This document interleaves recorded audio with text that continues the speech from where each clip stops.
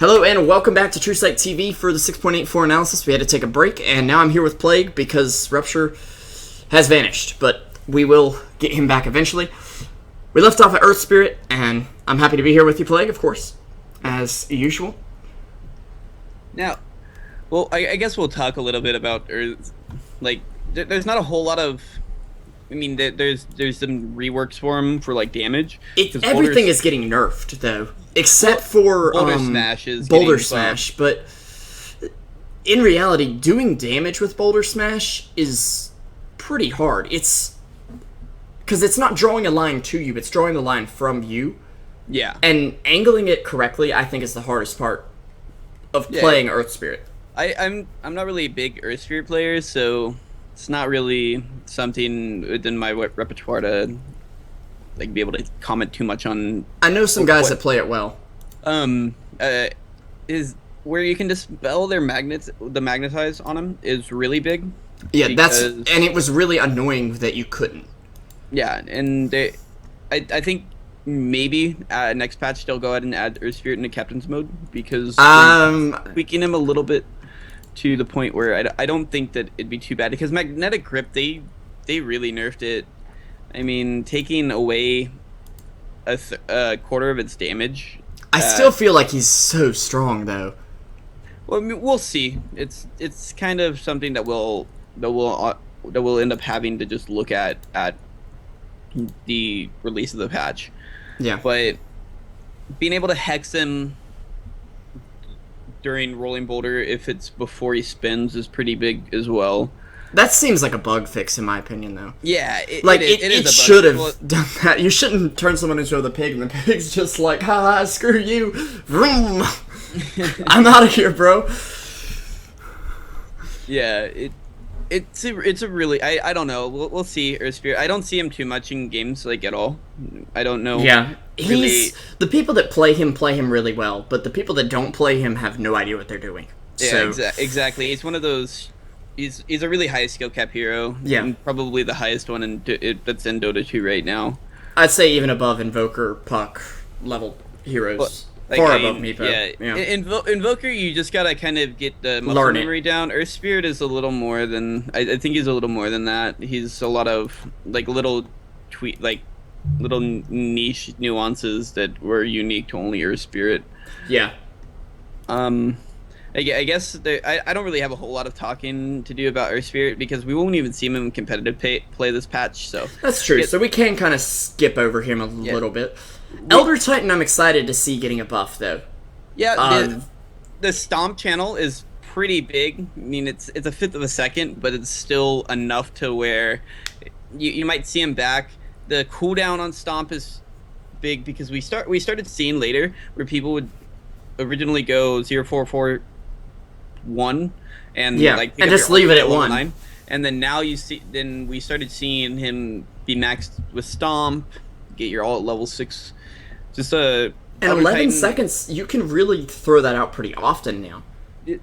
Probably twice in a team fight. Yeah. Where before you were really hard pressed to get it to get even 2 off, like at all. But now I think it's pretty feasible to get 2 stomps off, and as well as they're changing the cooldown to even at level 1 where it's lower than what it originally was. It just shows that Ice Frog thinks that the hero was not strong enough at the point where he was. And I mean, other than that, there's not really a whole lot to talk about with Elder Titan, mainly because he's not really one of those interesting heroes. There's just a little bit of work around the Echo Stomp. It makes it a lot better, in my opinion, but not super OP like where we see. I think the changes to Chaos Knight were really strong. Yeah, obviously Clink's a bit. Does the buff stack? Well, okay, I said we can open up Dota 2 test if we need to. Let's do it. I don't think it should stack, but if it does, we are in for a world of Clink's hurt, especially now that you can use. Yeah, I think it resets. Okay. I honestly think it does reset because there'd be no way for, and even then, it lasts 35 seconds. Yeah. Right? So it would only be a 10-second overlap, but still having, like, if you could get 2 centaurs and one of them's a helm centaur with 500 extra health, that's a lot of damage. And Clinkz already does a lot of damage and has a ton of attack speed, so giving him even more is a little ridiculous. Yeah. I'm gonna just triple check it here on the test client. Are cheats off? We're gonna enable cheats. And I'm just gonna leave this game running just to test stuff, although I may have to reload into a different hero, but that's why I've got a beast of a rig here. Anyways, let's go to Enchantress, because have you seen me play the mid Enchantress Plague? Yes. And it actually works. Yeah. And the crazy thing is, they've just taken away its biggest weakness, which is, oh no, they have a BKB, what do I do? Well, Impetus now pierces spell immunity.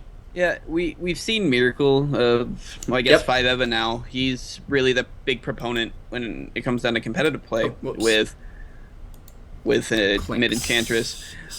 The Untouchable buff is, to me, pretty... It's not significant, but it's a kind of a decent talking point, because just the amount of attack slow that it already brings, just to make it like 6% more effective at level 4, and it makes it a third more at level 1.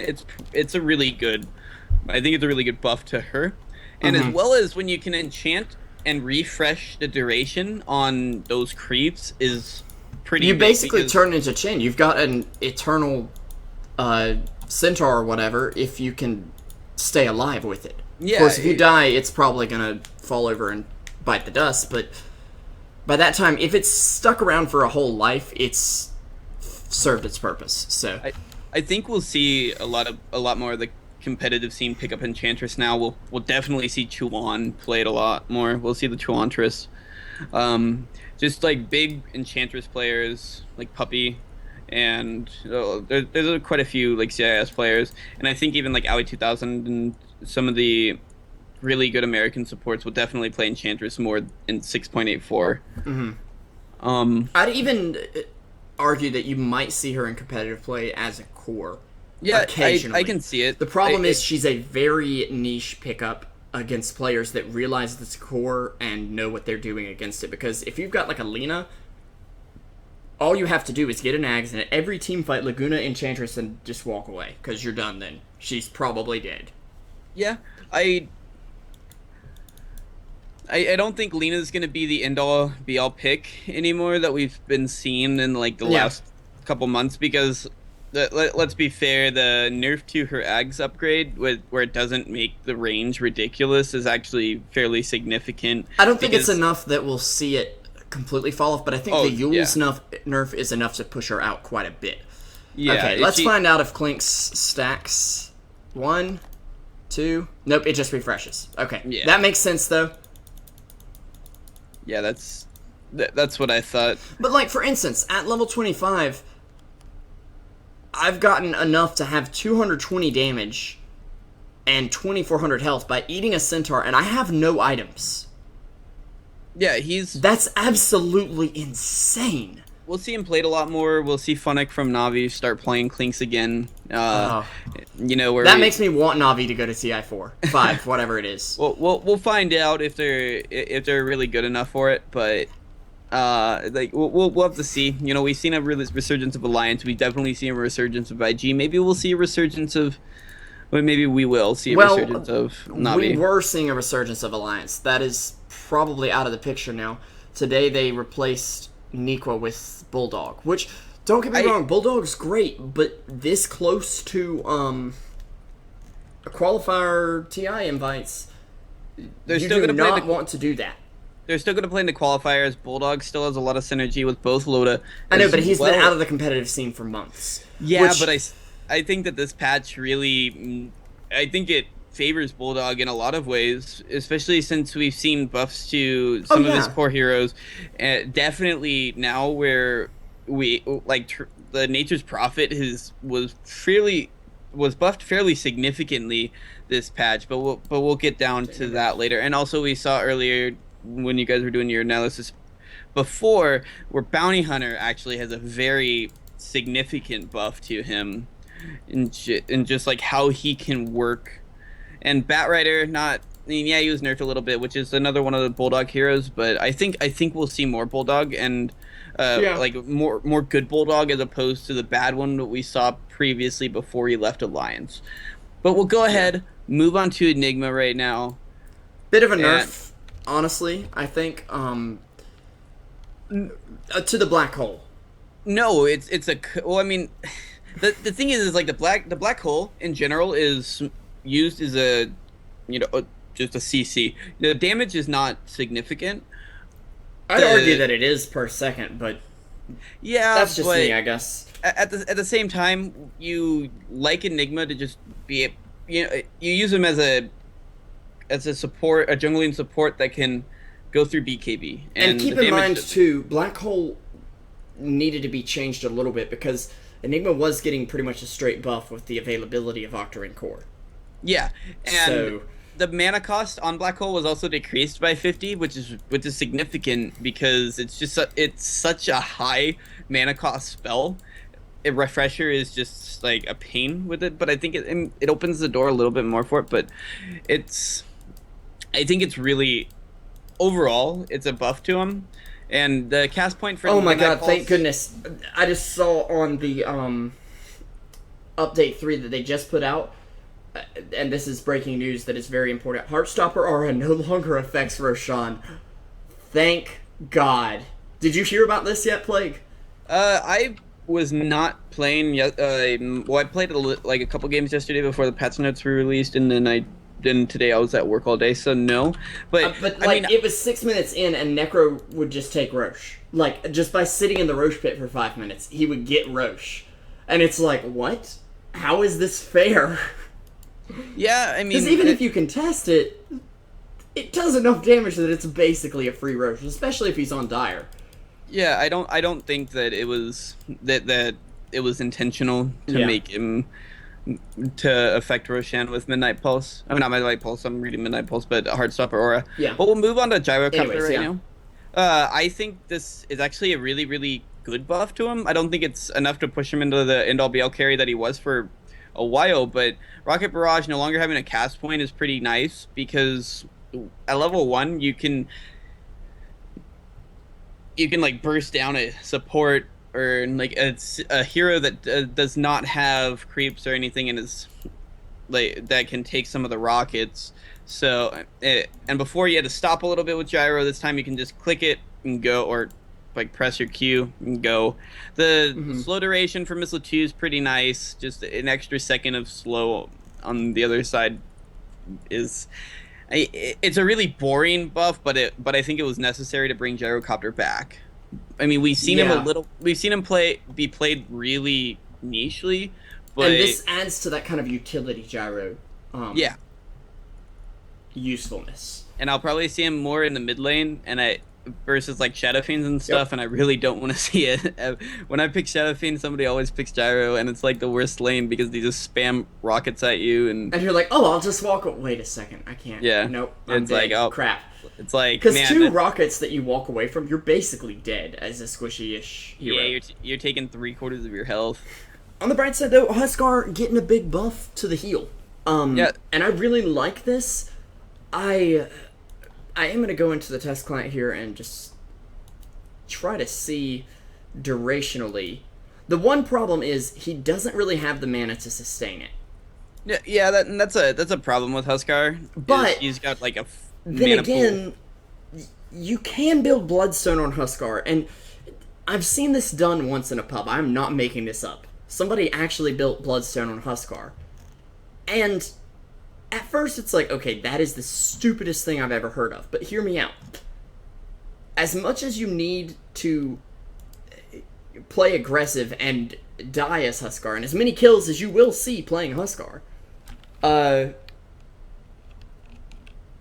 yeah, this is actually... You can get 2 instances of this heal going at once with level 4. And let me just see. I don't believe they stack once again, but I'm going to triple check. Refresh. Yeah, it just refreshes the duration, but you can heal 2 heroes at once, and that's a really useful ability. Yeah. I'm not saying you'll do it, but you could go Bloodstone on Huskar. This is going to be the Slasher's Way Huskar build, in other words. You drop 2 inner vitalities, and then you commit suicide. That's to heal the whole way. team? Yeah. We gave him position 1 so he could be a position 5. Exactly. Then Invoker, we'll move down to him. Those are significant buffs to Invoker. Yeah, right he's there. a lot smarter. Yeah, he is a lot smarter. The Sunstrike cooldown makes Exhort less gimmicky, a lot better. I think it's a lot better, especially when you have ganky supports. And you can use the Sunstrike more often. And this rewards high skill, because if you can land the Sunstrike and you can use it more often, then hey, go ahead. Exactly. It's not like you could do it, because if it were on like a 3-second cooldown, you could just throw a bunch of Sunstrikes in a line and just say, well, one of them will hit. But this is enough that it's going to reward players who use it well. Yeah, and the max at level 25 Invoker becomes relevant again. You know, he won't be. It's cool. Yeah, for one thing. Yeah, it's super cool. You know, you have this. It wasn't even necessary though. Like if your Invoker gets to level 25 and he can really do the combos, congrats, your Invoker's good. Yeah, and the fact that they kind of gave. I love the quality of life change for Invoker, because I know when I play Invoker, I really like having my particular spells, my main spells, in a particular slot. Yeah. And I like where they... For those of us with OCD, this is a huge buff. Yeah. We won't be tearing our hair out while playing Invoker. Yeah, and IO, just a quality of life change, being able to just double tap relocate and go back to Fountain. Yeah, just quality of life there. Yeah. Jakiro gets... And I heard Sunsfan and Cinderance analysis, and I'm like, okay, yeah, I totally agree here. It's just a weird buff. Like, do you need it? No. Do you deserve it? Not really. Does it even really help? Not really. It helps when you have a Faceless Void on your team. I mean, if you have a Faceless Void, sure, but like, 15 more area of effect. Yeah, it's really just almost non-existent for the area effect. It's like, we're going to add 2 inches on the extra side of the highway, because we heard some cars didn't fit. Well, I hate to break it to you, but that is not a good use of our tax dollars. Iceberg, this is not a good use of our balancing money. Yeah, I mean, I like it. It's not a big buff. You are like Cinder and Sunsfan were right. It is a weird buff because Jakiro Macro Fire isn't what made him good, but also Ice Frog is known to go, or at least the Dota dev team in general is known to like make small changes to heroes that don't necessarily make them better at the things that they're good at, but it makes them a little bit better in like a niche area. Yeah. And guess we'll go ahead and move to the good old Juggernaut that... Or, well, was the good old Juggernaut. Yeah. I mean... He's okay still. Blade Fury cooldown at early levels is just to prevent the 1 point and wonder build, you know? Yeah, And it actually got buffed a little bit because now Viper Strike will get dispelled, whereas previously it actually just... I may not even be correct on that at all. I apologize. Yeah, I'm thinking of something else. But there's something that doesn't get dispelled that should get dispelled. Yeah, I'm not too familiar with that because I don't really follow like the bugs and stuff because I don't. It's just because I've seen it in games. So. Yeah. The Healing Ward nerf is pretty significant because from it being like the fastest thing and you have to play like catch up with it. You have to actually be Enchantress to catch it. Yeah, and you need to have Bloodseeker on your team as well, just in case. Yeah, and it's more manageable now. It's closer to Jug's move speed as well. Yeah, and I like it. I like the change to it. You know, it doesn't make Juggernaut a unviable pick. I still think he's a decent hero because he's decent, like yeah, but he's not amazing. Oh yeah, he's not what he was at the beginning of 6.83 because like they really nerfed him quite a bit. It's 6.83C and now this and yeah. Omni Slash no longer mini stunning too means he can't interrupt your TP, which is it wasn't an often situation, but having that extra stun on your team to interrupt a channeling ability is a big deal. The last bit, I'm just going to say bug fix. That doesn't make any sense, because how are you supposed to tell, okay, I'm going to be facing this way right now, casting. Yeah, it's a quality of life change, more or less, because it makes it where he's like IO, where it's when he's an Omni Slash, so he doesn't have like a more or less a turn time or whatever. He's just. But I mean, you don't know which way he's facing anyway, unless you're like the mechanics master. You gotta be looking real hard. Yeah, your computer must be running at 90 FPS. Yeah. Okay, Coddle got a big buff. The mana leak cooldown is actually insane. I think this is bigger than the buff that reduces the cooldown of the next spell the target casts. Mainly because it already lasts, what, 5 seconds? Yeah, a mana leak is, it's got a much higher uptime now. They reduced the cooldown by 6 seconds overall, which is like 40% of its current its current cooldown at level 4, which is really big. And in later game team fights, you can mana leak level 4, it's 8 seconds.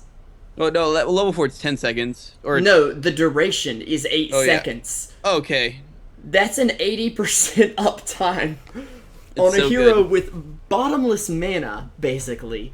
There's also a 3-second stun involved in that. Look out, Medusa. Yeah, it's really gonna hurt. Like, Medusa will be countered by Coddle. And Chakra Magic is a really, really good buff, especially if you have heroes with, like, low cooldown spells. Like Kunkka. Have you seen the gif yet, where Kunkka gets Chakra Magicked, he hits with the Tidebringer, and it doesn't go on cooldown? Yeah. Which is, I mean, really insane.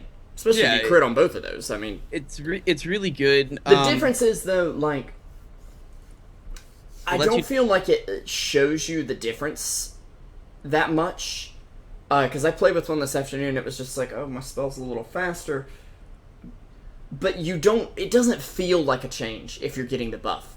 Unless it's something drastic like the Kunkka thing, or I think like Bristleback with double quill spray, or low cooldown stuns, Those kind of things could be a big deal. And maybe it was just the fact that I was playing Enchantress, and it was like, okay, I can heal a little sooner. Thanks, Coddle. Like an ogre, just okay. a hero with really low cooldown. You're right.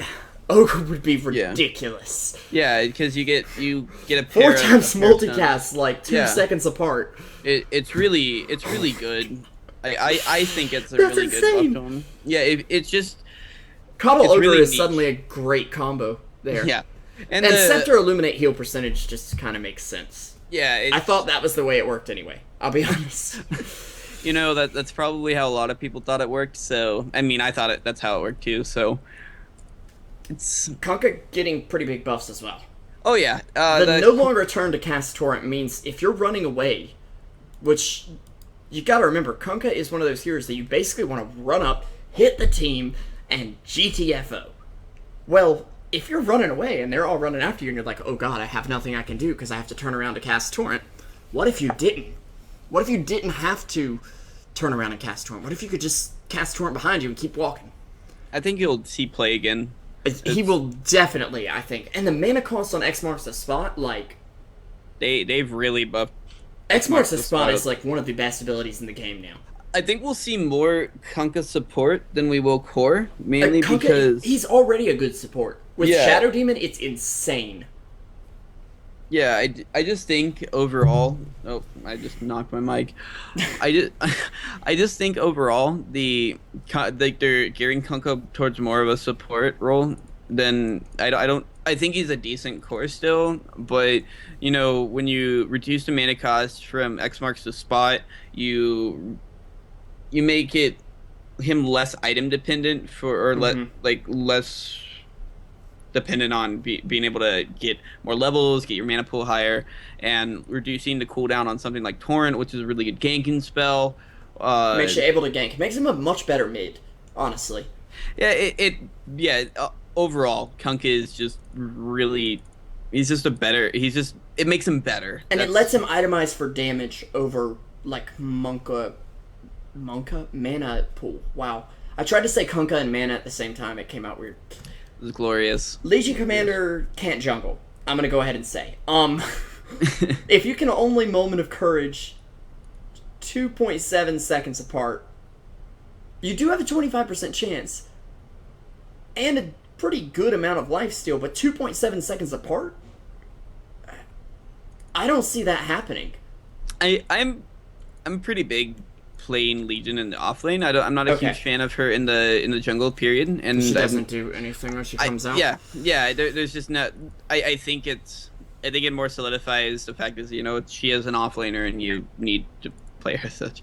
I mean, I guess you could play her in the jungle and just do the exact same thing that every Legion plays it in the jungle and just be useless to your team. But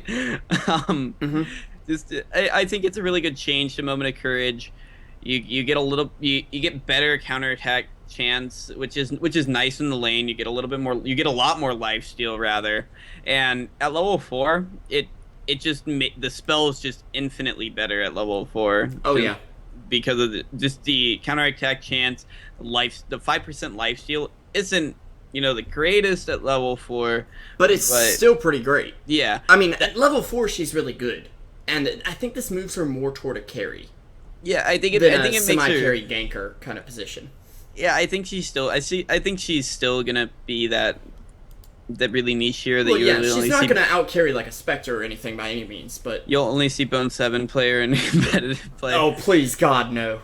At the Ags upgrade, you'll never see it. You'll never see anybody buy it. It's not. I don't think it's a good upgrade because it'll only be bought when Alchemist is there, and yeah. Even so, I don't see unless you're against a really tanky hero and you can eventually kill them, then it kind of makes sense.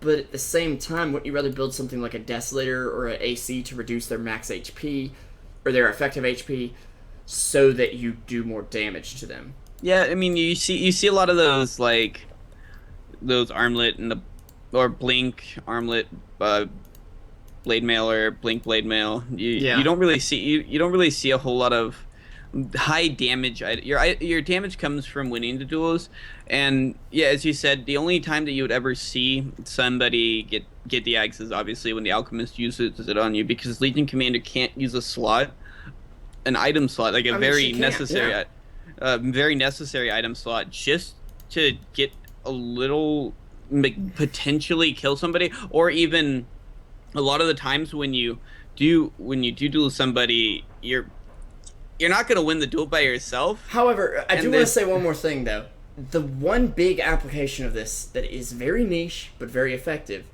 is Bane Legion Commander where Legion has the axe.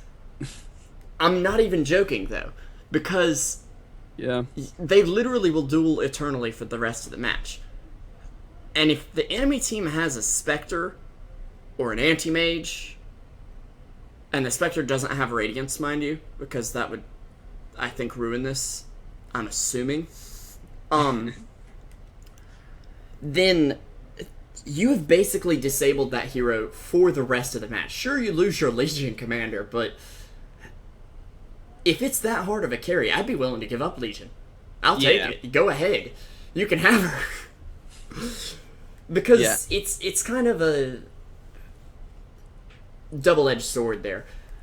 I don't see it happening, but there's going to be that one pub game that it happens in, and somebody's going to go on Reddit and say, Ice Frog, why? Yeah. Anyways, it's just a really weird upgrade, but it's nice to see her get an X, I guess. Especially with the Alch change. Leshrac gets 5 more move speed.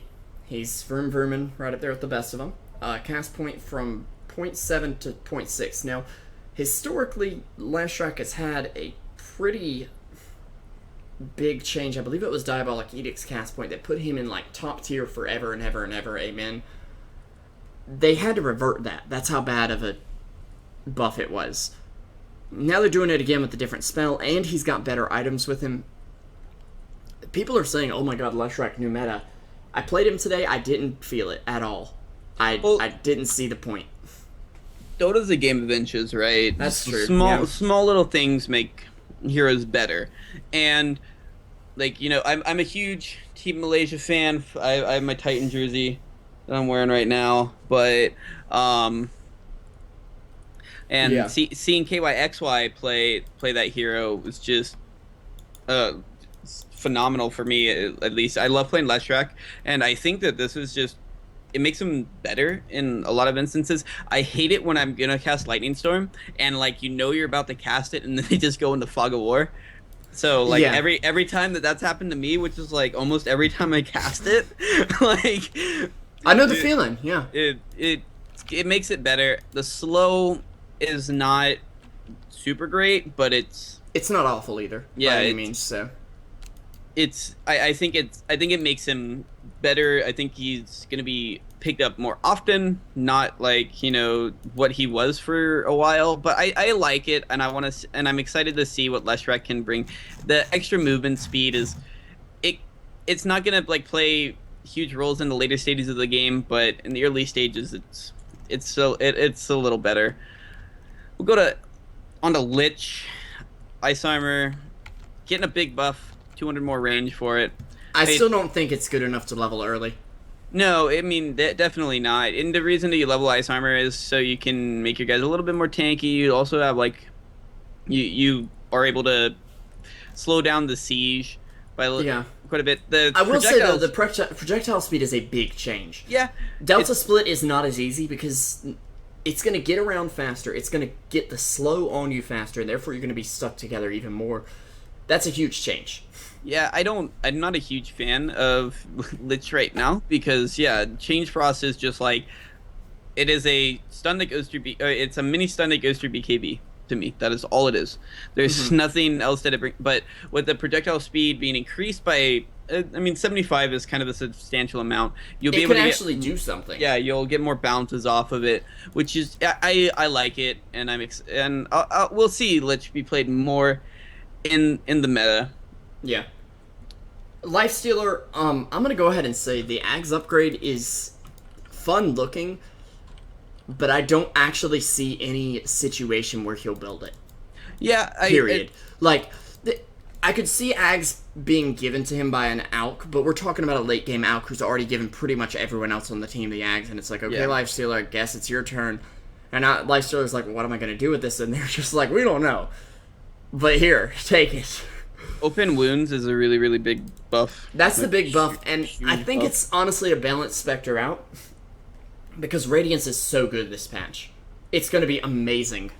And Lifestealer is one of the few really good Spectre counters out there, so having a much better Open Wounds, which is the spell that counters her, why not? And the Feast bonus damage is interesting. I still don't see him building Battle Fury or anything, but it could happen. I like it a little. I like it a little bit more. It makes small things. It's a small thing, Daedalus is slightly better. I mean, I'd never buy it on him unless you're like really far ahead.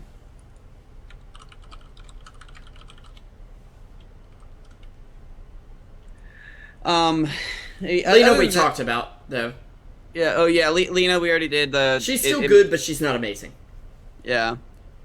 Lone Druid. This is huge. This is absolutely huge because the Ag Scepter for him, he has enough slots to build it for sure. Yeah. He has 12 slots to work with. I think he can carry it around for a while. You know? I think it makes him better in the later stages of the game. Not to mention that having a stats item on the Druid himself is really good. Yeah, I think Battlecry is almost arguably a better buff, but at the same time, 120 damage is enormous, to be completely honest. So, yeah, I like a lot what they're doing with Lone Druid because right now I think he's like one of the lowest win rates in all of. Yeah, it's sad, but if he gets online, he's really good, and he can maintain that advantage. And this lets it be so that if you take him down, you're not taking down two heroes instantly. Yeah, the Ags upgrade it's also gonna let him split push, because you're basically playing Ghetto Meepo. Yeah, well, you can just bring him back to you. You can bring your bear back to you. You can split push with it. Your true form can be with your team, and then you can use your bear to split push. I think we'll see Bulldong play lone druid more, and Yeah. It'll get respect banned out against him, though. That's the problem. Like, he's so good at it that they're going to run into a brick wall, and with this, that I think they'll practically never get it. Yeah, Especially the way Loda likes to play heroes like Alk. Like, LD Alk would be absolutely insane if Alliance were able to get it, and I don't think teams will let them do that. I think we actually might see. I think this patch is. We'll talk about it later about what teams are that I think are gonna be better off this patch, but I do think Alliance is one of them. But enough of Lone Druid. I mean, his buffs are really substantial, but it's not like they're not like super insane. Like, you know, like Alchemist was an insane buff, but Luna. She's tankier, and the Ags is cool, but not useful. I want to take that back. It is useful. It's just not something she'll build. Alk will build it for her, and in certain situations with certain initiators, she'll build it. But I also mean, remember, people like Puck, people like Timbersaw, people that are going to get into the fight and don't want to be focused. They want people to go ahead and run away from them, or try to run away from them. Tidehunter, you chobo motherfucker. Tidehunter, Centaur, all of those guys are Tide as well. examples. Okay. I was like, what the heck is happening? Yeah. Who is this? Man. Step your game up, man. I should. Of course, most of these games are based on the premise of the alchemist building them for you. Yeah. Because you're not going to devote a slot on that. Same with the Legion Commander. Same with, I want to say, Life Stealer, because you don't want to get an Aghanim. Some Life Stealer is kind of shitty. The stats for him. Fuck, I don't know. Let me check. Heroes real quick. But basically, initiators like that are going to... Now, with Eclipse, it's going to be sick, man. With Eclipse, it would be really good. Yeah. By the way, welcome, Rupture. Hi. I was like, where's this voice coming from? I was actually testing the Alchemist, but that's why it took a while. So, you were what? It was fun. You were testing it? I was testing the Alchemist on the... Who'd you have on your team, just out of curiosity? Wraith King, which that ultimate is kind of stupidly, ridiculously good. Oh, we'll get to that one. Especially with Dazzle. That is just, oh my god, broken. Yeah, actually, if you're able to chain it with Dazzle, it's gonna be a little bit tricky. Did you see it on Reddit though? If you, oh god, how do I describe it? If you shallow grave someone at the beginning, like right when they're actually about to die, like a and they shallow. do die, but then they quote unquote don't die because of Wraith King's ult, they come back to life. At like no HP, but I mean, if you've already killed the enemy team, you're kind of cheating death right at that stage. You're completely cheating death. It's ridiculous. I'm pretty sure that's going to be a bug, but yeah.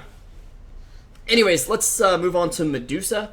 Split shot mana shield, no longer moved on death, bug fix. Medusa's going to be good because there's lots more slot efficiency. There's lots more mana regen kind of items. She's going to be strong. Actually, she's one of the few heroes that I would actually invest an Aghanims on just for the stats.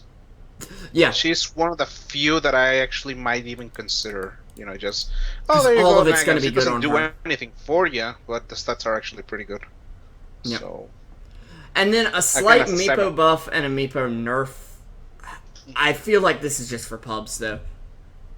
The first one is to be more, I think, able to better do ancients. I think something. I guess so. Someone told me about it. You know that damage goes through for the ancients. So not the slow. The slow did got a hotfix, I think. Oh, also they hotfixed the Necro Rupture. Hey guys. Hey. I do have to go. Oh, no problem, Plague. I do apologize, but thanks for having me. I'll catch y'all later. Okay. Have a good night, man. Luna is literally unkillable with that +1 armor. Literally no damage. Yeah, of course. Yep. Of course. We know. All right. Later, guys. Thanks, Plague. Perfect timing for you to get back to Rupture.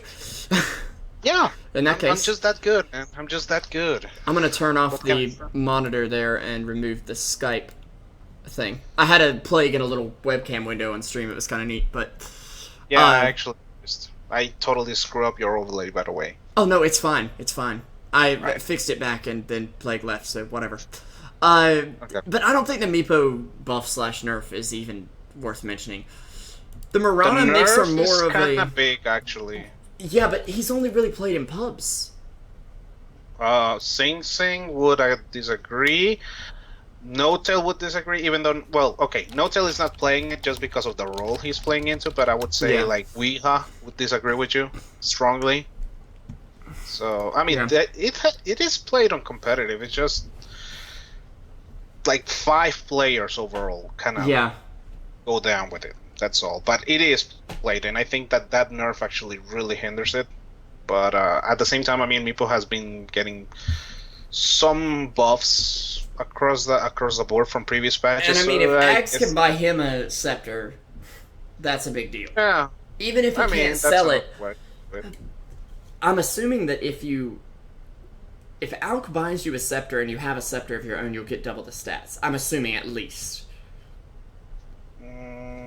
Yeah, the stats, yes. And again, on Meepo, that's one of those heroes that extra stats is extra stats. You don't really care if you have an upgrade or not. So a second one is fine. yeah, it's decent. It's not great, but it's decent. You Yeah. don't get the full 4,200 gold worth out of it, but yeah, you're getting like at least like a 60-70% of it. So yeah, it's passable. And I think Mirana is just you can play her as a solo laner now, and it's going to work a lot better. I And think you're going to be that- able to predict Starstorm as well, which is a big buff. Yeah, I think that the major buffs to hers are in the shape of the items. You know, the diffusal buff, the Eagle Sun buff to some Yep. degree, the Mana Boots buff. You know, she herself just got a little bit of a better way to just use the Starstorm, but I Which feel is like the good, buffs but- are mostly on her inventory. Morphling. Adaptive Strike now has a projectile. The way that support Morphling was being played, it was pretty ridiculous. Let's just be honest. And giving It's us a still gonna be projectile, ridiculous. It's just the fact that you're able to dodge it if you're fast enough. That's all. Yeah. And I'm assuming that can be disjointed as well, or you can pop a BKB beforehand. So that's Yeah. pretty big because it was instant, and that's pretty ridiculous. Added Aghanim Scepter, upgraded Morphling, basically Huge. turns him into Ghetto Arc Warden. And I was theory crafting around this earlier, and all I could think was techies. Because think about it this way: I you did mention hybrid the that, didn't- techies, you go in, you suicide, and you come in as Morphling.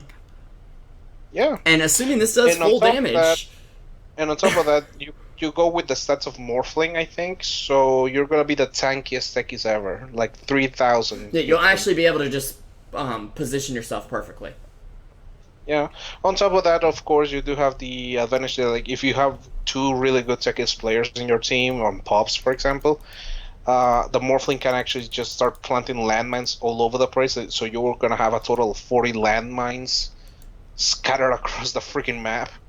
So that's pretty good. I mean, you're not gonna get remotes, but I mean that does alleviate some pressure on the techies just to be all over the place, just keeping control of the whole map.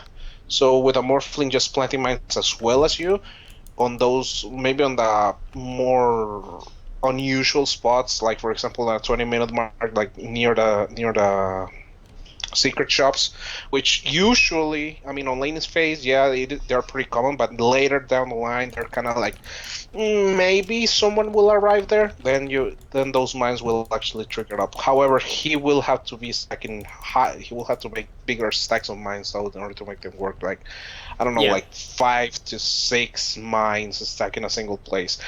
But still, I mean, those are extra mines, extra map control, and of course, he on teamfights, he could, on top of suicide, he could plant stasis mine.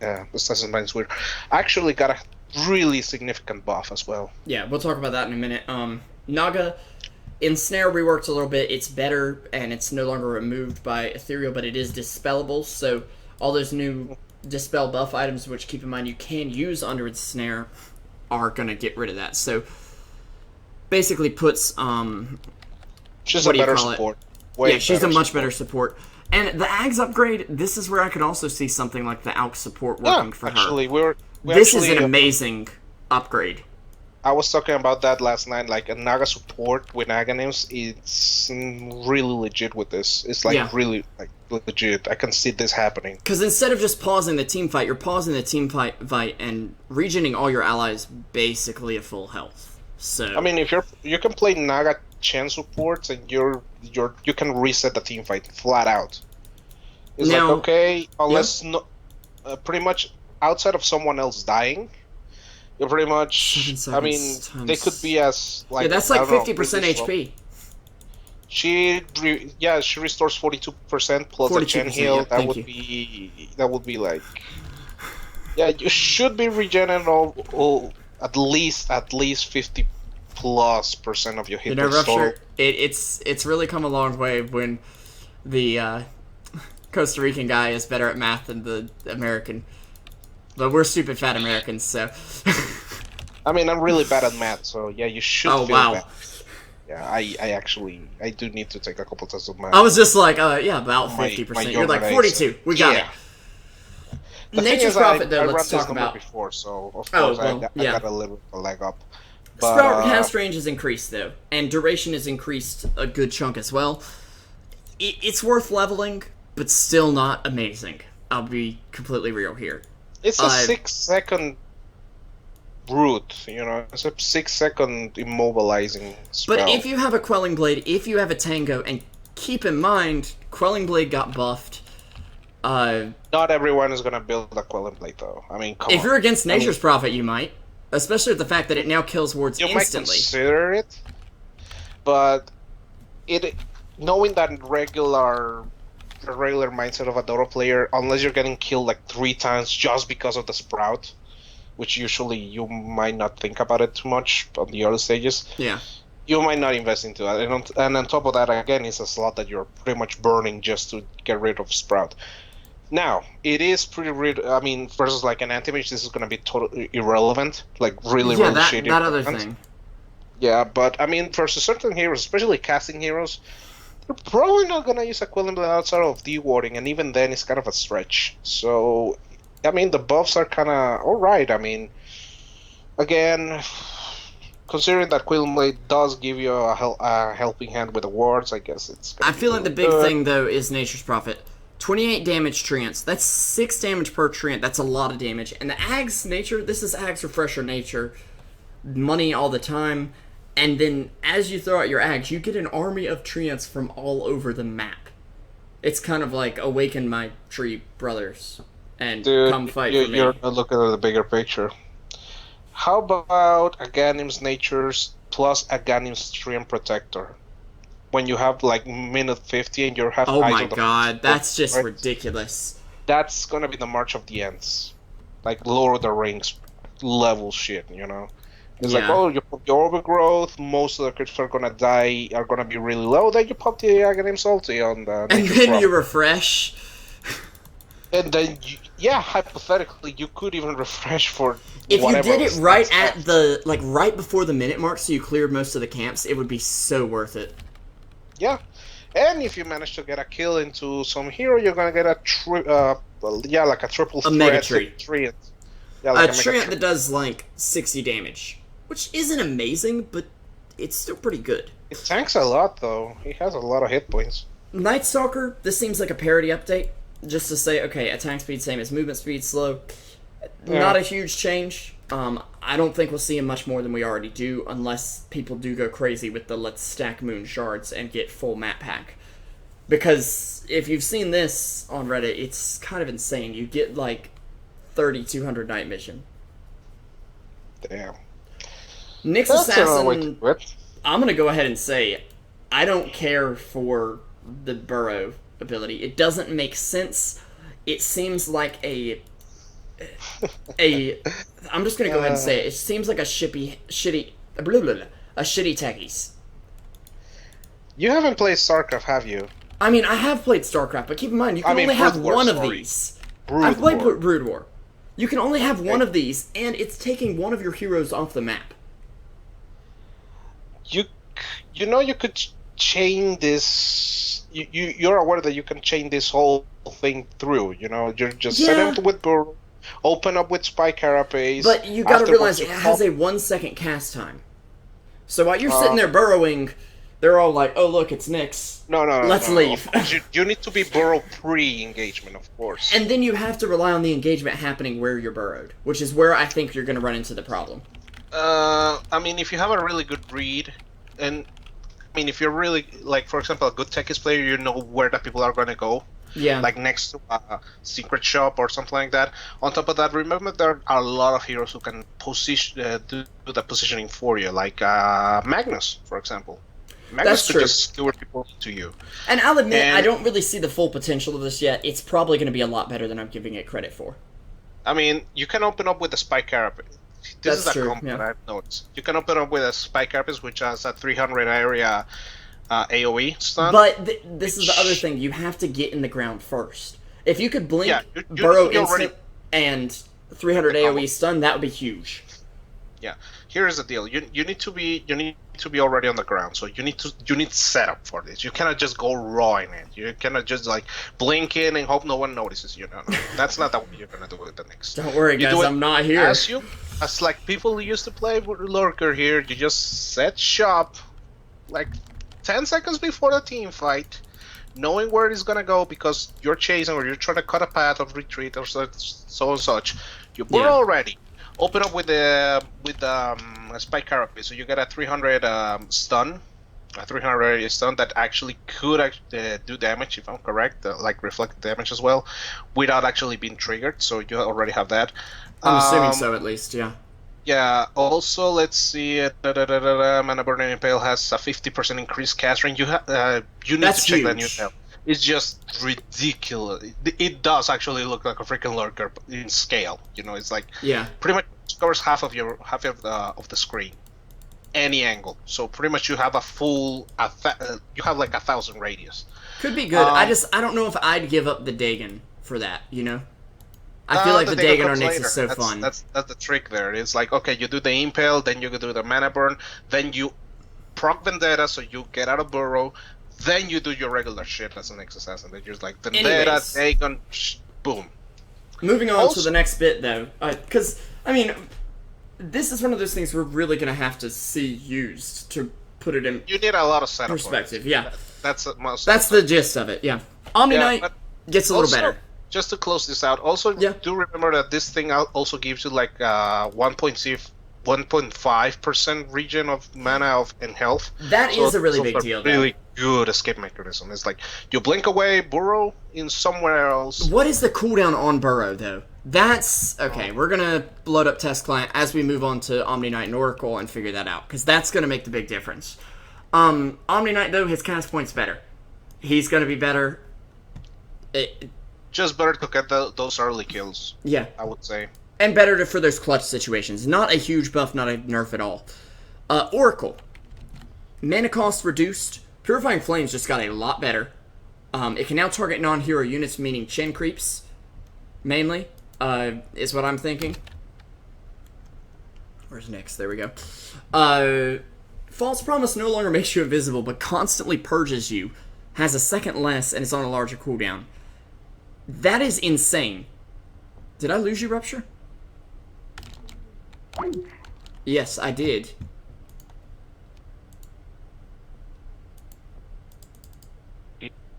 Farming tools. Hey, I just got you back here. Hey, the call disconnected or something. I don't even know. Oh, okay. So what didn't listen? I didn't hear you, like, at all. Okay. Like, I just Like said, the hey, I whole just got Oracle you back. thing? Pretty much the whole Oracle Okay, thing, so yeah. pretty much Purifying Flames right now is like a farming tool for them. It's kind of a mediocre one, but pretty much it's gonna help. I mean, at least the Oracle is not gonna rely solely on team fights in order to get gold. He might actually have a semblance of a farming tool. Mediocre, yes, but it's something, you know. Yeah. I Okay. guess that's pretty much where it comes down. I think that the biggest change is the for the ultimate. Okay. Yeah, this burrow is really good with the regen, because... Wait, I've got on WTF. I forgot. Nope, it is actually completely cooldown-less. Holy crap. Told you it was good. That's insane. Okay. We're you've StarCraft 2, convinced me. boys. We're StarCraft 2 now. Told you. That is... Okay, and... You know, it's a funny thing that we got lurkers first on Dota 2 that before StarCraft 2. You know how sad that is for them, isn't it? Oh my god. Anyways, Oracle just got a lot better, and I think is actually somewhat viable now, also. Well, the ultimate got sort of nerfed, though. A little bit. The ultimate got buffed. It constantly purges. Yeah, but at the same time, you don't need dust, so... It purges stuns, it's a I believe. trade-off, I would say. It's a trade-off. In my opinion. But keep in mind, it delays damage and healing still. Mm-hmm. Which means it's like a super shallow grave. Yeah. It's a deep grave, right? Yeah, it's an interesting trade-off because before it was like a freaking Shadows Dance on steroids. I mean, you become invisible, therefore there's nothing that they can do to you outside of AoE stuff, and even then it's kinda And now it's more like, okay, at least we can deal with this guy. We can disable him in the meantime. You know? I still think this is going to be ridiculous. It's not in Captain's mode because it's ridiculous. It's gonna be great. At least you're. It's not gonna get so out of hand as right now the Oracle ulti is. It's like, I mean, especially if you're facing a really, really good Oracle and a really, I mean, position 1 like Slark or Phantom Assassin, they're gonna wreck your shit and you cannot do anything about it because they're invisible. Now at least it's like, well, at least you know what they're doing, where they're going, and so you can try to hit him around and adjust properly. I mean, it's still pretty good. I mean, it's a really good trade-off because of the perma-purge, but I mean, on the other hand, it doesn't mean that you kind of just lay a finger of death and a Laguna Blade onto the sucker now and just wait it out, you know? So that's another way to look at it. Yeah. I do like it, but I'm still questionable. Ags on OD, we all have heard about this one. It's gonna do a ridiculous amount if you have a refresher, pretty much. And yes, they might be able to blink away, but if they're dead, they ain't blinking away. That's pretty much it. Rupture, I gotta go to the bathroom real quick. If you could talk about Phoenix Puck and Pudge while I'm going. Alright, I'll be right back in a second. Quick second. Sorry about that. Oh, there we go. Let's see, our Devourer, as Revo was saying, is kind of a big thing. It deals a fuck ton of damage. Well, actually, it doesn't do as much, but it deals a pretty significant amount of damage because of the Astral Imprisonment bonus. But at the same time, as Nigma said, this is a new, different way for a really bad OD just to fuck his own team up. Like, really, if you fuck up this ultimate with Aghanims, your team you're probably gonna be on low priority in no time, brother. Like, no time. It's just, I mean, it's a really good setup for Refresher, though, as was said, because you're stealing so much intelligence. Like, so much intelligence if you're able to get, like, a triple imprisonment. So the second Sanity Eclipse is just gonna obliterate whatever lies around. But, again, it's an Aghanims, it's 4,200 gold, and you could fuck up really heavy your team fight, especially like something like a Ravage or a Song of the Siren. You could really fuck them up, like really fuck them up. On the other hand, it could be just beautiful, because if you're able to land both Sanity's Eclipse real on a really quick succession on the back of like a really well placed black hole, pretty much the rest of your team are just gonna cross their feet and just watch the fireworks go. I mean, they won't even have to engage in a team fight because you're pretty much gonna solo them. But again, that's a trade-off. I mean, you could fuck it up really hard. Now, Fire Spirits are gonna get Vision for 1 second, which is actually gonna be quite good because Phoenix already is pretty strong. And now having an extra Vision, which is pretty much like a trade-off that we got against the Troll. The Troll got no vision, got some of his vision removed. Uh, I mean, it's a pretty good, but I feel like it's gonna make bigger impact into higher levels of MMR, like 5K MMR. It's really where it's gonna be exploited a lot. I mean, on pubs it's gonna be alright, but I don't think it's gonna make that much impact. But on the higher tiers of MMR, that vision is gonna be amazing, especially versus like Tinker or Anti-Mage or something that blinks away, because then you're able to kind of do some sort of a scouting spirits thingy. Now, Winning Rift damage increase around 30 and 20 all across every single level. Actually, it's a rescale, so it starts up higher. It starts out from 100 damage to 160 to 20 to 80 instead of 70, 140 to 10 to 80. So, I mean, just a better level 1 or early levels of Winning Rift, which, I mean, is going to be better for early lane dominance. The Rot, better slow. So, Pudge, yay. I don't give a fuck. You just got done with Pudge, right? Yeah. Perfect timing.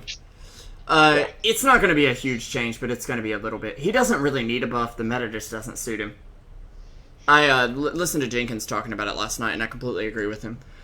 Pugna got a little bit of rework on Life Drain. I really don't think we're going to see this hero very much. I simply don't. Decrepify maybe is good. Actually, one of the guys of Leviathan told me that actually Pugna looks weaker now. Yeah, the only good thing is the Decrepify and maybe the ult damage, but it still doesn't look amazing.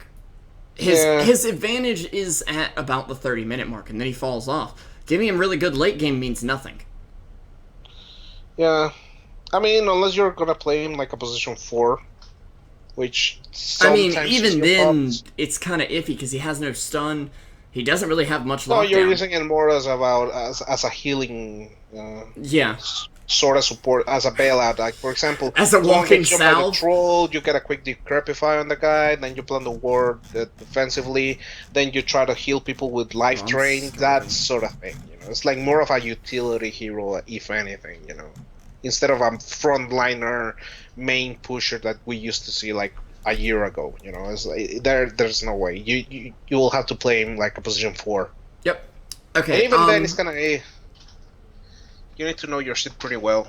It's gonna get a lot of gold though because of the tower damage, but outside of that, as a support you need to be really good with. You need to, well, not really good, but really knowledgeable, I would say, with the guy. But anyway. If we can hurry this up, I need to get some more food in me, or I'm gonna starve. Damn. So I'm sorry. Your metabolism is just ridiculous, boy. It is ridiculous. I don't know how I stay this thin, Rupture. I really don't. Like, one day I'm just gonna explode, but. Riki no longer slows attack speed, slows turn rate. This is a huge buff to Riki because now hitting you in the back is so much easier. That's, I mean, that's all it is, really. But it's really good. Yeah, it just forces enemies just to get the hell out of there. And also keep in mind, if he gets silenced, he's no longer revealed. So, yeah, I think that's a bigger buff. Yeah. Then we got the joke buff. I don't think this is a joke buff. Chin. Null field affecting creeps mean AoE damage against Chin if he's got a Rubik on the team is actually a lot less useful. It's still useful. But considering what everyone else is getting, I feel like any Rubik player is like, dude, seriously? Really? We're just getting this? This is all? This is all? Are you serious? And there's a bug that lets me throw my spell steal at an enemy, which also was patched in the most recent update to the test client. Sand King, Caustic Finale, duration down, but it always triggers, and if it's not via unit death, it deals only 30% of the damage. It's basically allowing you to push really hard. Also... And a move slow that is a lot of crowd control. Oh, yeah, well... Assuming the move slow stacks, it's actually ridiculous. Here's the thing. Here's the thing with the Caustic Finale. Wait, you could... For jungling. No. Actually, the opposite. But you can could lane control like a motherfucker with this. Any melee carry. But like, you can if jungle you're too. Play a PA versus a Sand King, The Have problem fun. is, I mean, yeah, Yeah. she's just gonna get shitted on. Why? Because before the Senkin, the way that you dominate your lane, which was kind of limited, is because of Costa Final, but you needed to be last hitting the enemy creeps to do it, right? You need to make them blow up, pretty much. Now No, with you this don't. Costa Finale, you just right-click one creep, another. Go, have fun, try to last hit. Run, them. PA. You better get out. Oh, wait, they all went off? Okay, let me just hit him again. Okay, let's go again. Come on. Blast it. Yeah, Yeah, it's a really good lane control. We might even see him in the off lane as a standard, I think. Yeah. Problem is, it does push the lane pretty heavily, but at the same time, again, you're denying pretty much anything on the enemy carry. So pretty much, it's kind of like the Darkseer approach of things. You know, like Darkseer plaster a couple of iron shells, and if there's an anti-mage on the other side, he's gonna start crying. Pretty much, it's the same kind of approach. They're kind of forcing Sand King actually to go into lanes instead of being just AFK jungling, which honestly they're gonna still do it, but at least there is a somewhat decent argument of actually being an offlaner now. Like there is a little reason, a kind of gimmicky one and a really situational one, but it's there. So I think that's my assessment of it. Okay. That's an interesting one, but okay, let's move on here. Sand King looking good. Shadow Demon. The mana cost on Shadow Poison makes him a lot better in lane. We rarely see this hero anymore. And the Ags upgrade now disables passives, which is huge. Both are huge, actually. Yeah, both are huge. This hero is going to be ridiculously good, especially with an Alk on the team. Because, let's be honest, he's already really good with an Alk on the team because you can disrupt into stun into dead. So, yeah. It's a natural match made in heaven. Help the Alchemist just to deal with the enemy carry, which usually happens to be like a Bristleback or a Phantom Assassin or something BKB reliant. So now with the Demonic Purge, and on top of that, the bonuses that now Demonic Purge is getting, Alchemist actually has a really good shot at, carrying by himself. And on top of that, again, if he manages to happens to be around 4,200 gold, well, Shadow Demon has a new toy. So, wins for everyone, I guess. Shadow Shaman getting tankier. This will hopefully bring him back into the meta. That was a godsend. Oh my well, God. he did get his Hex nerfed because it no longer disables passives. Yeah, but this is a godsend. I mean, it's still have you good. even tried to play Shadow Shaman recently? He's a no, fucking because I'm not blast, man. stupid. You could actually bitch slap this guy and he would probably die. Okay? Just like that. I mean, a Crystal Maiden could actually right-click you to death as a Shadow Shaman. You know how sad that is? Yeah, it's really sad. So yeah, I think it's a pretty good buff that it was long due for him. Yep. Silencer base movement speed down a little bit. Initial cast allowance window from 5 to 4 seconds, and it no longer disarms. This is a godsend for Spectre, AM. Basically, I have tons of passive carry players because he just say, "Oh, last word. You cast your spell. That's cute.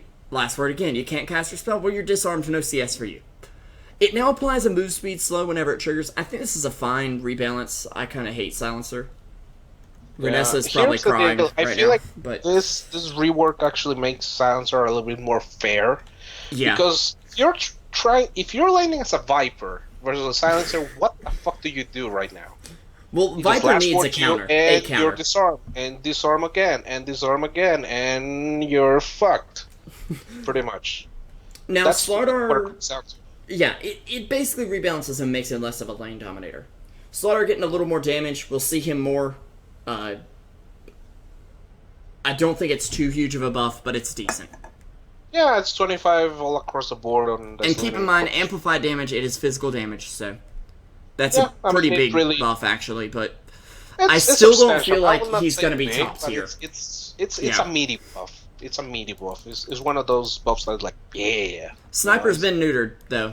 I don't even want to discuss it. He's just been neutered. You. Fuck you, you little midget fuck. There's nothing really that much to talk about. He's just being changed. He's still situational, but he's not amazing. So, yeah. I really like the Spectre change, though. Reality no longer kills target illusion, it now swaps positions.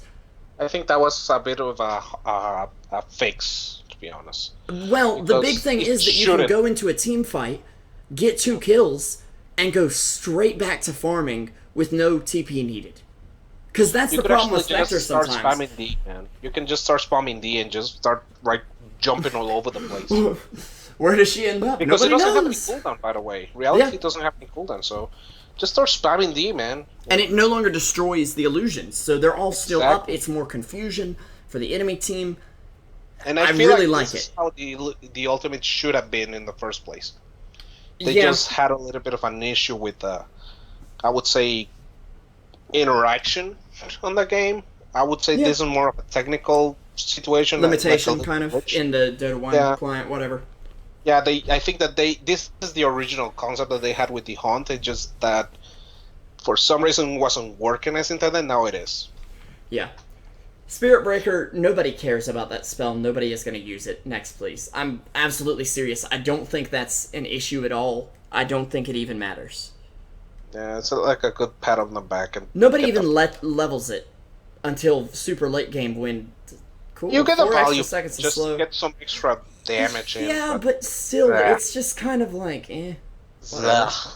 Centaur is 10 times better if you want to make your whole team move fast. So, Storm Spirit movement speed reduced. He's worse before he gets his ult, and the Ball Lightning Flying Vision makes it so your first zip in doesn't tell you, oh, here they are. Big-ass nerf. It's a big nerf, but Storm is still...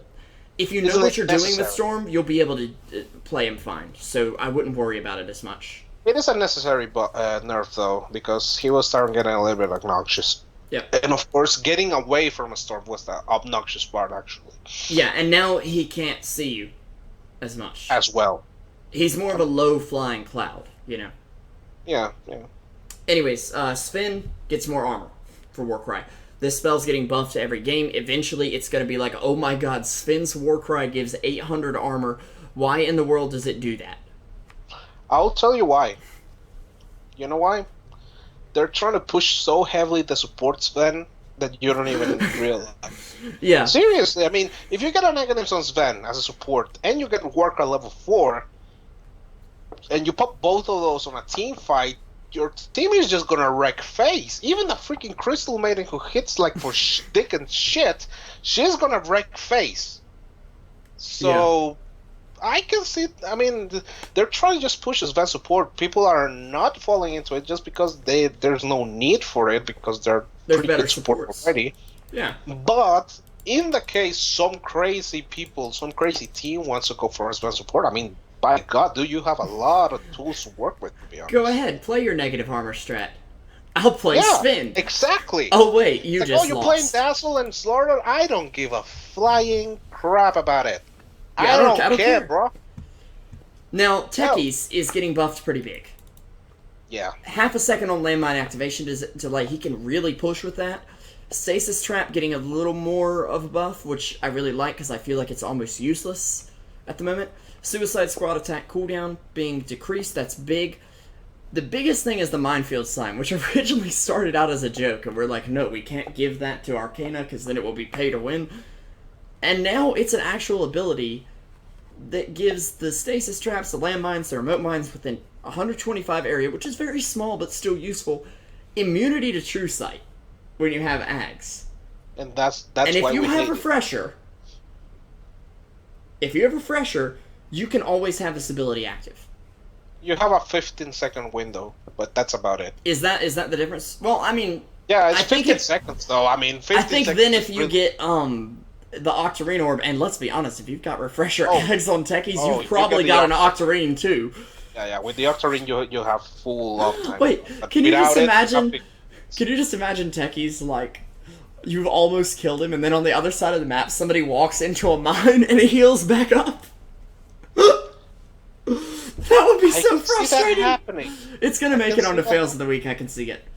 Anyways, this is a cool change for Techies. I don't know if that interacts like that. I don't know if that interacts. The spell seal, I don't know. The spell life, I don't know if it interacts. It'll be something you'll need to see if it works. But if it does, holy crap! Also, holy big crap! Thing is, The stasis trap is not bad. The thing is, stasis trap is like usually you want to place them near team fights, and during a team fight, that is where it was really crap because you have a 4-second window. It's like, I'm gonna set it up for the team fight, and then the team fight's over, everybody left, and you're standing there like, guys, I placed a stasis trap, and they're like, shut up, techies, we don't care. Yeah, now you actually have like at least 1 second less to worry about this. Yeah, it might actually honestly, go off in the stasis trap team is fight. really good when you have the setup, when you know that the guys are gonna go to fight that place. Then it's amazing. This is a 5-second. It's like a 6-second stun, man. Something crazy like that. It's just ridiculously. It's OP. a miniature chrono. Yeah, that your team can't is, run into. And even better than Chrono because you can actually do stuff on top of that. But the problem is actually just setting those traps up, which I feel like that because the creep runs into it and your whole plan is ruined. Yeah, exactly. Your whole plan is literally ruined at that point. Exactly. TA getting a slight buff, but again, if you buff this hero too much, I feel like it's gonna just stomp everything. So I like this change. I don't think it's anything too extraordinary. It is pretty extraordinary. It's good. What the hell are you talking about? Well, okay, it's not that great. I mean, but it's enough to put her back in the game, you know? It's pretty good. I mean, it's not like Terrorblade where it's like, oh, cool, we nerfed the late game reflection that no one It's like the Slardar buff, you know? It's good. It's good. It's just flat good. It's nothing like Sniper's Shrapnel change was. Here's the deal. What if you add Meld, this new Meld, plus Chakra Magic? Ooh. That's actually ridiculous. Okay. You're Volvo, getting, like, please. Double Meld. Ice Fraud, what are you doing? Okay. Terrorblade getting buffed still won't be picked. I'm just going to go ahead and say it. I don't think it's any good. Because think about it this way. The illusion outgoing damage is only based on base damage, if I'm not mistaken. So... Yeah, but it gives him a little bit more of a... I think the range is the actual bigger part of the range is a big buff, yeah. Because the slow is good early on, so... Yeah. It gives him a laning presence, which he desperately needed, because Terrorblade couldn't do anything on the lane. Like, literally nothing. Yep. So, it helps. But as you said, it's not going to put him on, like, back into... Oh my god, he's the best carry ever. But it does help. It does help. I mean, I could see him getting picked on buffs a little bit more often. I do think that the Timbersaw change is almost non-existent. 1 extra stack of reactive armor per level is okay, but it's not great. It's 1, 2... No, it's full scale, actually. It's 1 level by 1, 5 2 instead level 2, of 4. 3 level 3, so you're pretty much rescaling a total of, like, at least... 25% extra, basically. Yeah, it's not bad. It's not bad. The thing that really hurts him, though, is the fixing to the trigger thingy. Because now you cannot get away with faking out, you know, or just moving away from auto attacks just to get quick stacks. I think it's fine, though. Yeah. It's just a balance thing. It's just, since you're fixing the auto attack thingy mechanic, you might as well just get a quick prize just because, well, it's gonna nerf you in some way, so... Now, Tinker, I really think this is a huge buff. We will actually see Ags built on Tinker, because this is a 4.5-second disarm, basically. Let's just go ahead and say it's a disarm, because it's 100% mischance. Yeah, it's a disarm for all. That is refreshable because it's Tinker that hits all the enemy heroes. Pretty much. If they're bunched up together, yes. I mean, even if they're bunched up together at all, it's fine. Yeah, it's away really from good. The itself. Try to lane with a Tinker now. Oh god, no! Please, just stop. No Tinker, please. How much is the cooldown on the laser? Once again, can you remind me? I don't even know, but it's not enough to... It's like 6 seconds or 8 seconds, Once he's got Rearm, and Rearm got buffed big, 25 mana less is actually a huge buff. Yeah, but, I mean, I'm not even talking about getting prior level 6. It's just like, regular like his face. It's actually like 12 seconds or something, because Tinker's cooldowns are very high. But still, let's say it's 12 seconds, a third of the time being completely blinded is absolutely crazy. Especially if you're like a TA or something like that, who has really low attack speed but a really high attack input damage. Where you have to hit your attacks, yeah. That's going to be a big deal. You have to hit everything. it's kind of brutal actually, because it also goes through refraction and such, even though the damage doesn't. The debuff does. So I mean, I just see people crying on the middle lane versus Tinker now. Just even though it's just a small increase in duration, it's just the way that it works with his cooldowns. I feel like it's gonna make some splash in there. I mean, I already played with a guy who just like plays like a really sick Tinker, and he's just gushing with this. Let's just say that it's 14 seconds. Yeah, so you have 10 seconds downtime, but even then, you need to then factor in the fact that the part of, okay, no creep is down enough for me to actually last hit, into creep momentum, into do I need to go for my rune? Yeah. Do I need to push the lane or not? It snowballs from there. Factors, it's a big buff, though. He's back in the game, I think, and it's going to be interesting to see again with the Alk. Oh yeah, with the axe it's just ridiculous, because on top of that, do remember the axe actually also on top of this laser, you're gonna get 4 rockets, yeah. A quad rockets, just, which is and then add in an Octarine on there, and it's like, I'm sorry, I'm running out of health. Just kidding, no, I'm not. And on top of that, if you don't want to get the slot, get an alchemist. Yeah. And Tiny though. Let's go ahead and keep moving. I'm starving, Rupture. I'm so sorry for rushing us, but. Well, now Tiny is back to Heroes of New World, man. I think this is good though, because instead of like the randomness, you actually plan the tosses, and toss is much more of a tactical ability than just a damage dealer that happens to move an ally sometimes. This is what I'm saying. This is back to Han, man. Yep. This is back to Han. I mean, we already have spell shards, which is the Octarine thingamajig. And also the Veil now kind of also triggers as the other half of specials that we didn't have. And now the Tiny is actually working as intended. Yep. Pretty much. This is the meta that we had before on Heroes of New World, like 4 to 5 years ago, which is just get a Tiny, get a Blink Dagger, and start getting people to toss, avalanche. Sand King, why are you building that Blink Dagger, buddy? Come here.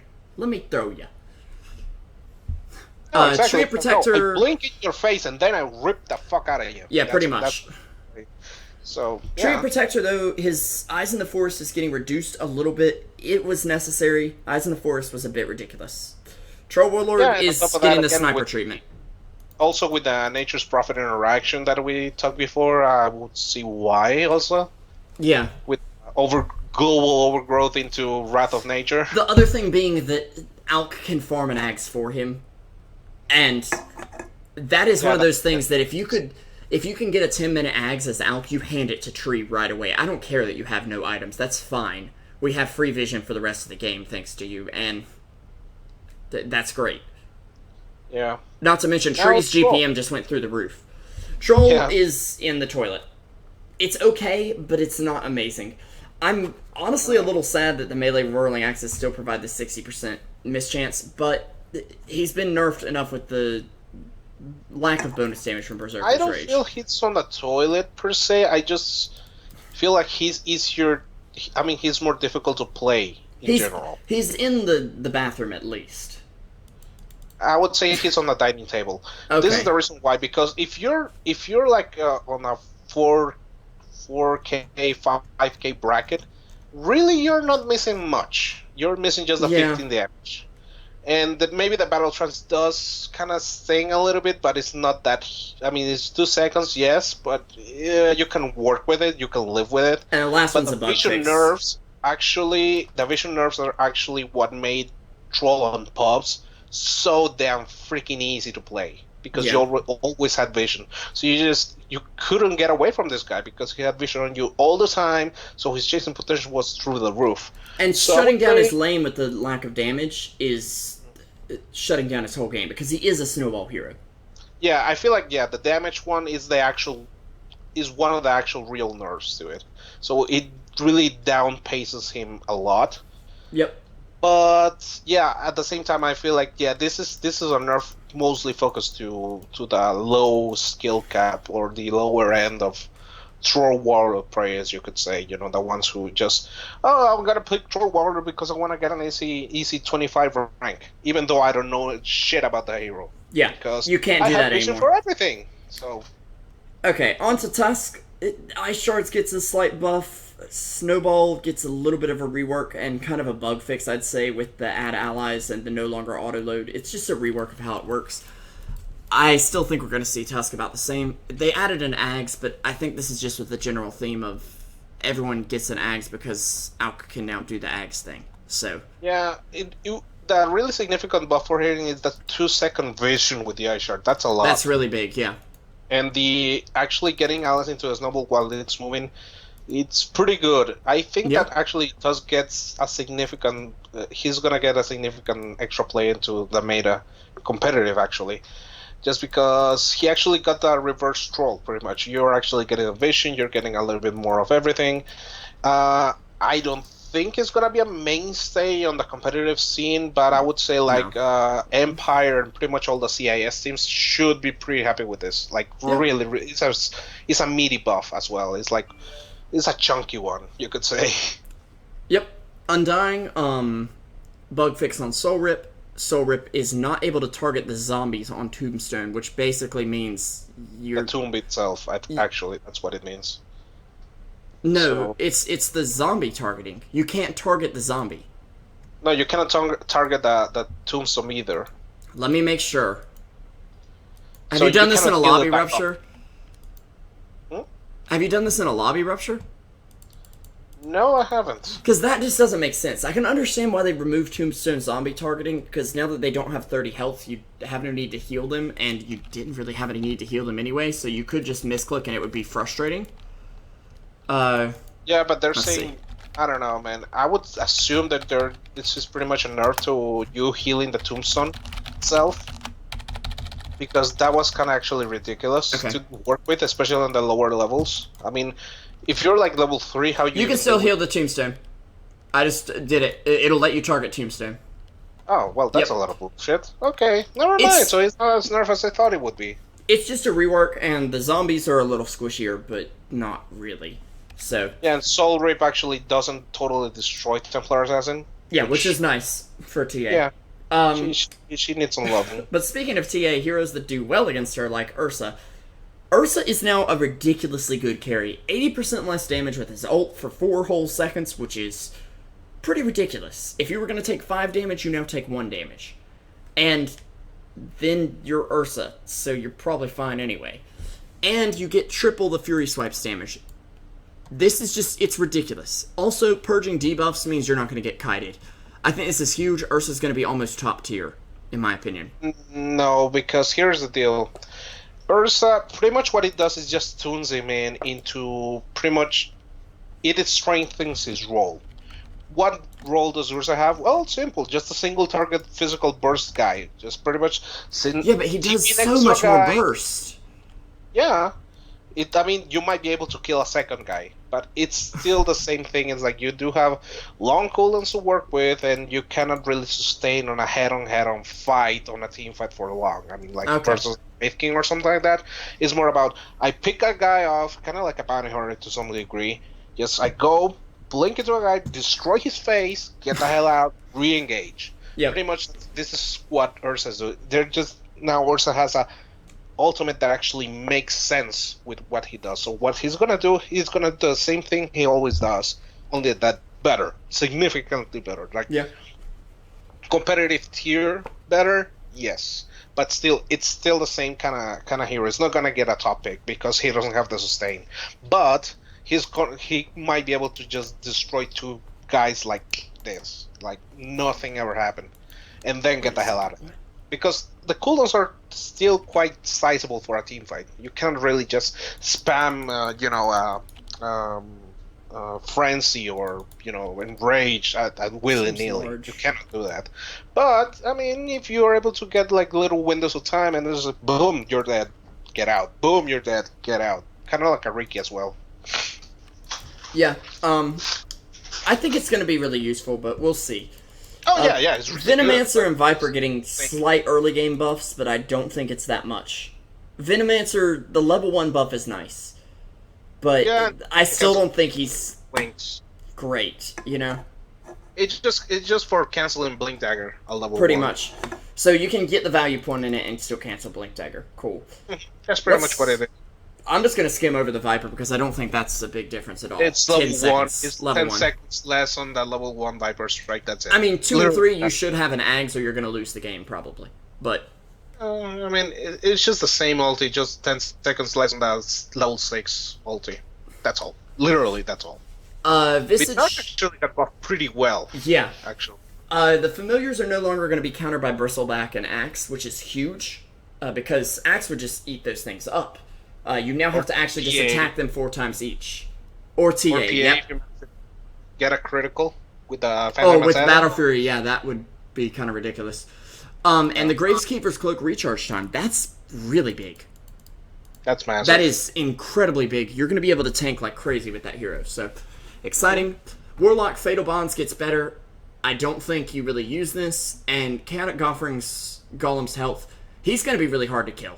That's all this is, but he is going to be really hard to kill. I mean, the cast time for Fatal Bonds is really good for the combo, the level 6 combo, which is Fatal Bonds into Rock, which it deals a crap ton of damage because of the Fatal Bonds, but yeah, outside of that, on a regular laning phase or mid-game phase, without your ultimate, it's going to be just the same.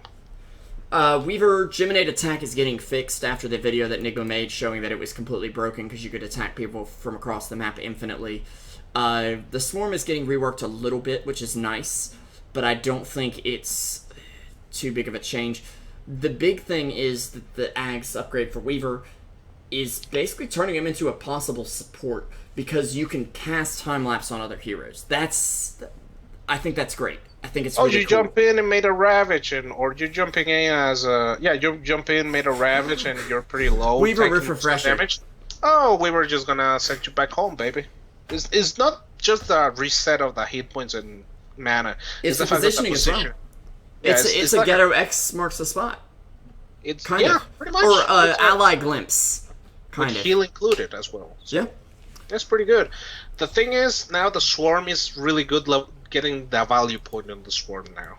It's like really, it's a pretty decent level 1 Swarm, and then just max out everything else. So, but it actually scales a lot better, in my opinion. So, yeah. But I mean, considering the previous Swarm that we had, I feel like this is better-ish, sorta. Excuse me. All right, Wind Ranger Shackle Shot's faster. That's great. Half of the animation now. Yep. Which you don't know how happy that makes me. Oh, Rupture, I know how much you love Windrunner. I do know how happy that makes you. If you thought that I was pulling some sick shackles before... just you wait. Double the fun. Alright, Winter Wyvern is now in Captain's mode, which I think is great. She's a wonderful, or he, whatever it is a great anti-fizz support.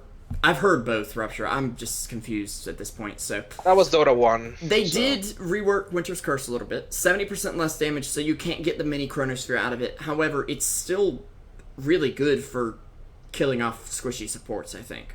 So... I think that's fine.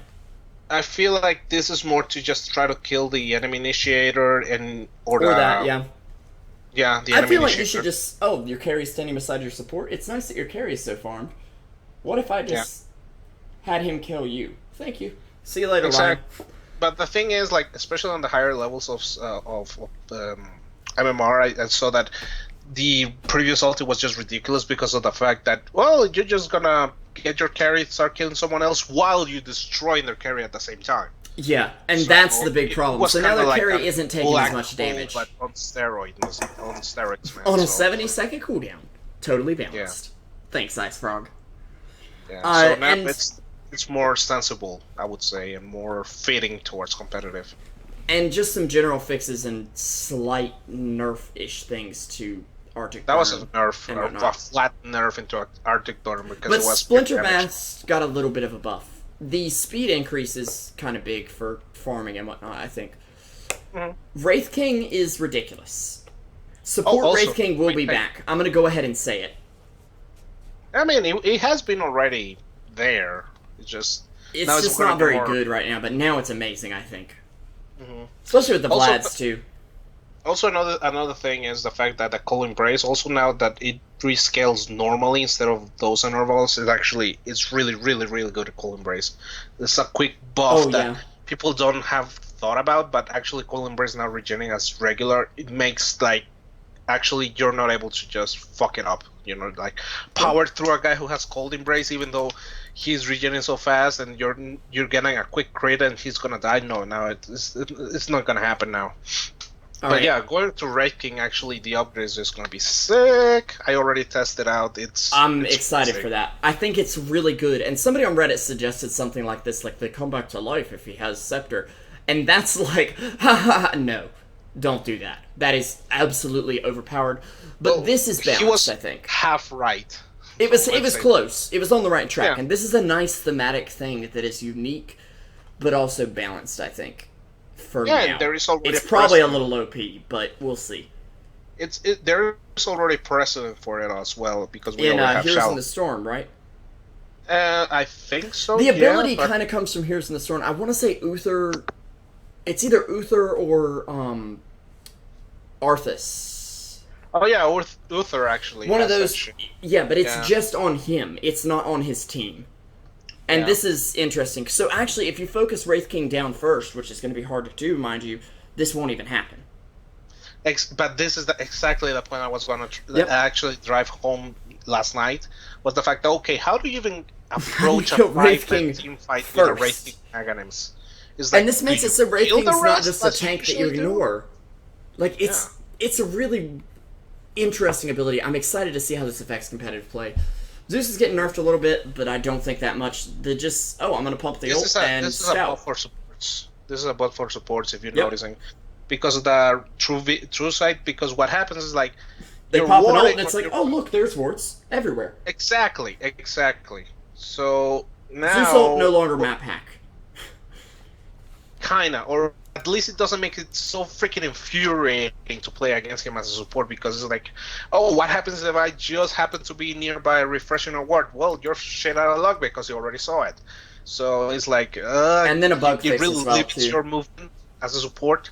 So now with this, it's like, okay, now I can be a little bit more at ease and I'm gonna get damage and all that shit. Okay, fine, but at least he's not gonna get like 20% of all the wards in the freaking map already, you know. Also, the hotfix on towards the invisible heroes, which makes a lot of sense because that was kind of stupid. But yeah, I would say it's just a pretty significant, but at the same time a sneaky buff towards the supports, just to make warding a little bit less of a pain in the ass versus Zeus. Yeah. Anyways, that's gonna be it for our analysis. I'm gonna go get some food because this has been a long one, but I'm overall really excited about the new patch. In general, I can't wait.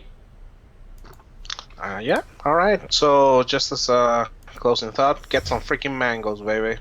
Get those mangoes. You get them mangoes, alright? You get them mangoes.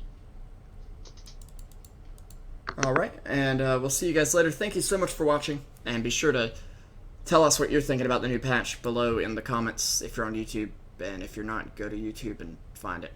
This is Truesight TV, and we're signing off for now.